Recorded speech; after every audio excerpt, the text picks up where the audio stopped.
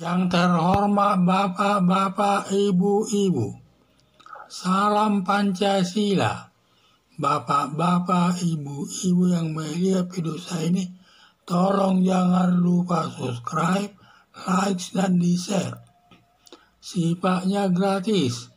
Pada hari Jumat, tanggal 10 Maret tahun 2023 ini, saya akan mengomentari tidak ada yang mau jadi wapresnya atau wakil presidennya Anies Baswedan. Partai Nasdem yang dipimpin Surya Paloh sudah mendeklarasikan Anies Baswedan jadi presiden RI. Sudah dideklarasikan Anies Baswedan jadi calon presiden RI, lalu Anies Baswedan mencari untuk menjadi wakil presidennya yang bisa bekerja sama dengan Anies Baswedan antara lain. 1. Anies Baswedan telah menawarkan Luhut Binsar Panjaitan jadi wakil presiden Anies Baswedan. Tetapi Luhut Binsar Panjaitan menolaknya karena tidak mungkin dia nyapres. Ada 3 hambatan atas dirinya, yaitu masalah agama atau agama Kristen dan suku Batak. Diduga kecil kemungkinan masyarakat untuk memilihnya. Tetapi kelihatannya hanya alasan baik saja. Menolak tawar Anies Baswedan, merasa tidak sejajar jabatannya dengan Anies Baswedan.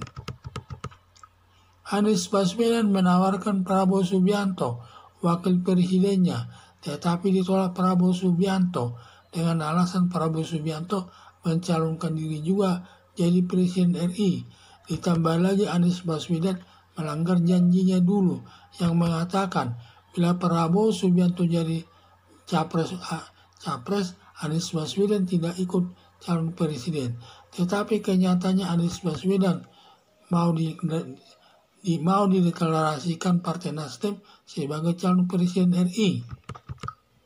Anies Baswedan menawarkan juga Sandiaga Uno jadi wakilnya Anies Baswedan, tetapi ditolak Sandiaga Uno karena menuduh Anies Baswedan sebagai penyiar. Ditambah lagi Anies Baswedan punya hutang kepada Sandiaga Uno sebesar 50 miliar sampai sekarang belum dibayar.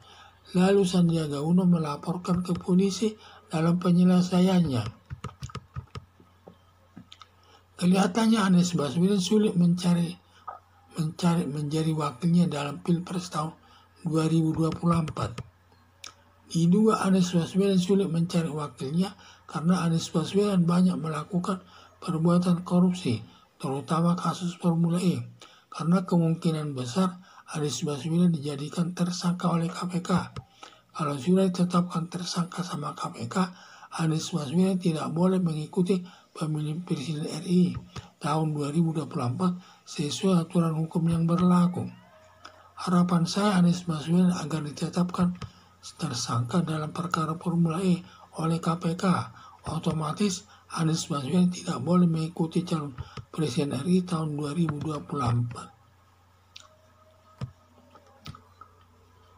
Partai Nasdem yang dipimpin Surya Paloh sudah mendeklarasikan Anies Baswedan jadi presiden RI. Sudah dideklarasikan Anies Baswedan calon presiden RI, lalu Anies Baswedan mencari untuk menjadi wakil presidennya yang bisa bekerja sama dengan Anies Baswedan antara lain. Anies Baswedan telah menawarkan Luhut Binsar Panjaitan jadi wakil presidennya Anies Baswedan. Tetapi Luhut Binsar Panjaitan menolaknya karena tidak mungkin dia nyapres.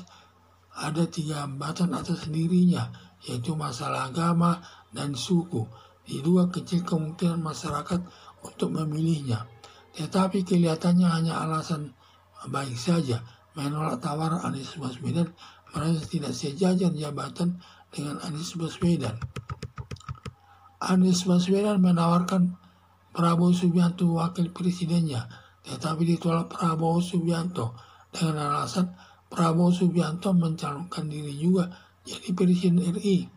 Ditambah lagi Anies Baswedan melanggar janjinya dulu yang mengatakan bila Prabowo Subianto mencalonkan diri sebagai calon presiden, Anies Baswedan tidak ikut calon presiden. Tetapi kenyataannya Anies Baswedan mau dideklarasikan Partai Nasdem sebagai calon presiden RI. Anies Baswedan menawarkan Sandiaga Uno jadi wakilnya. Anies Baswedan, tetapi ditolak Sandiaga Uno karena menuduh Anies Baswedan sebagai pengkhianat.